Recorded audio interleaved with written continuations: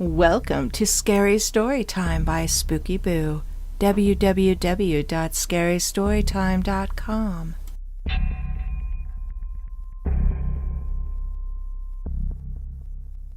A dark Christmas morning.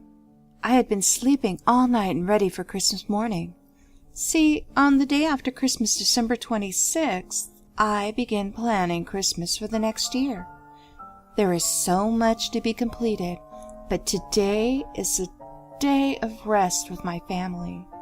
I had planned this event all year, and now I'm going to get up out of this comfy warm bed and start the fire. The odd thing was, everyone was already up without me. No one ever awoke before I did. This had never happened before. Why did I sleep in?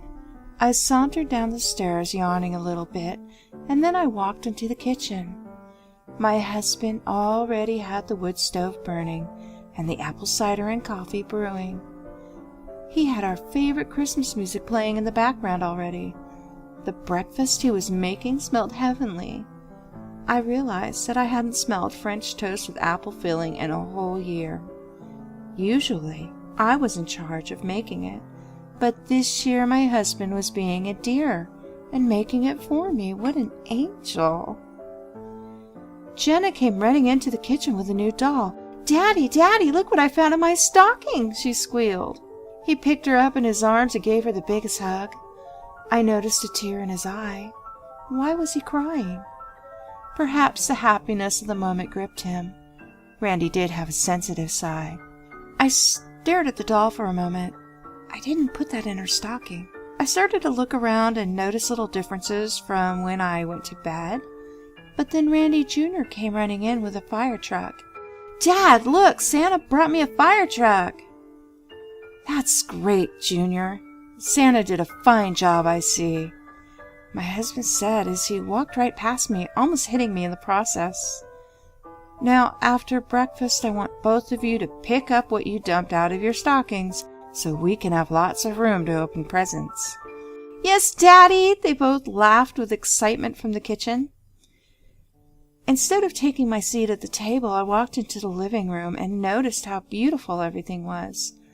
The tree was as gorgeous as ever, and it seemed that we had even collected a few new ornaments that I didn't remember buying. I looked at all of the decorations, and something just seemed off.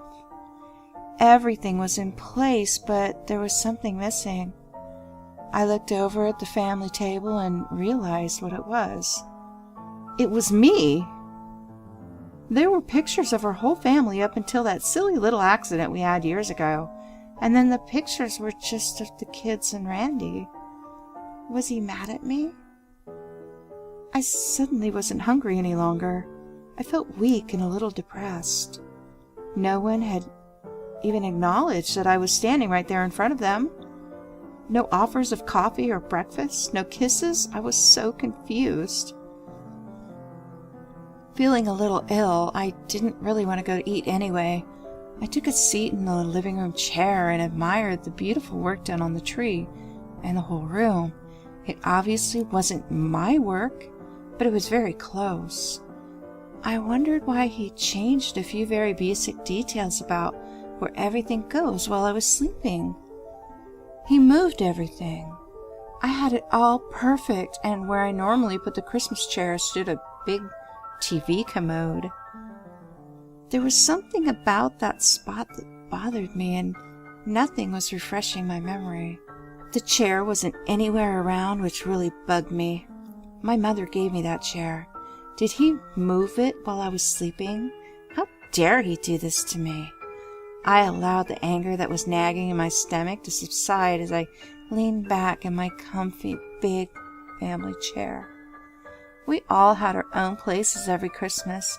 The kids were always in front of the tree ripping open their presents, while Randy and I sat in our chairs and watched them.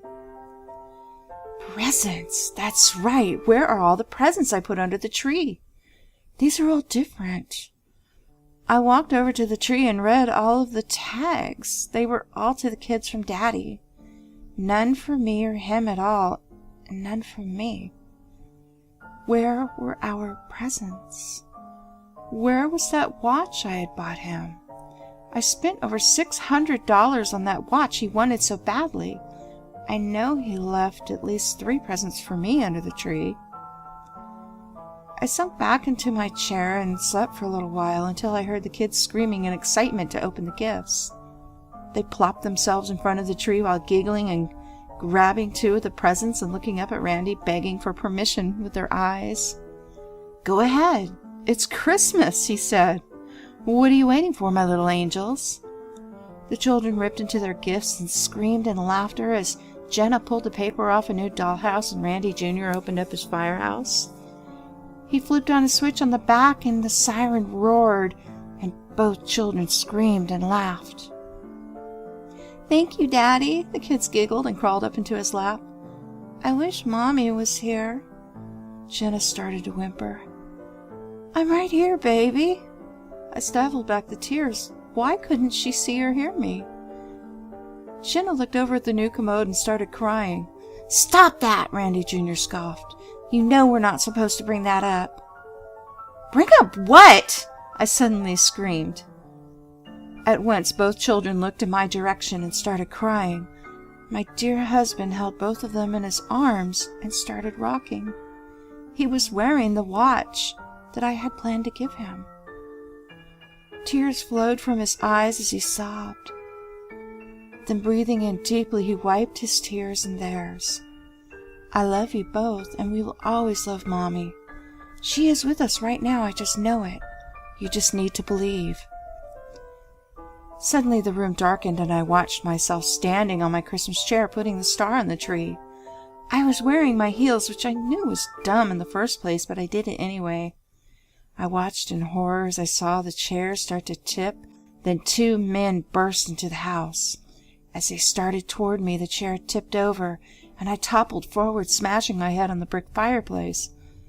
Blood from my head was everywhere, even on my favorite Christmas chair.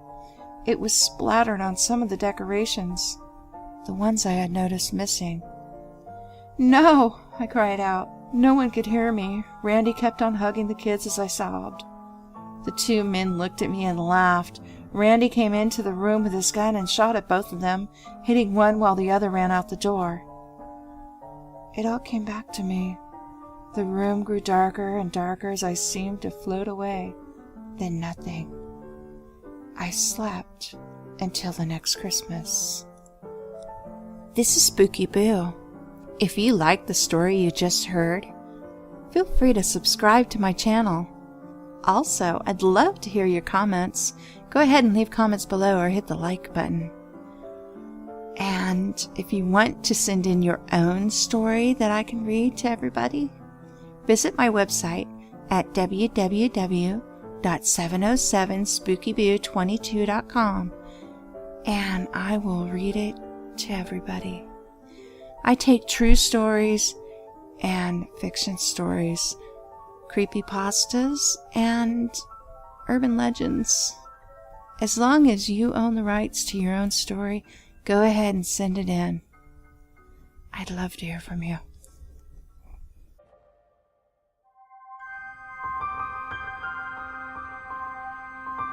It's in the dustiest books that you may find the best stories.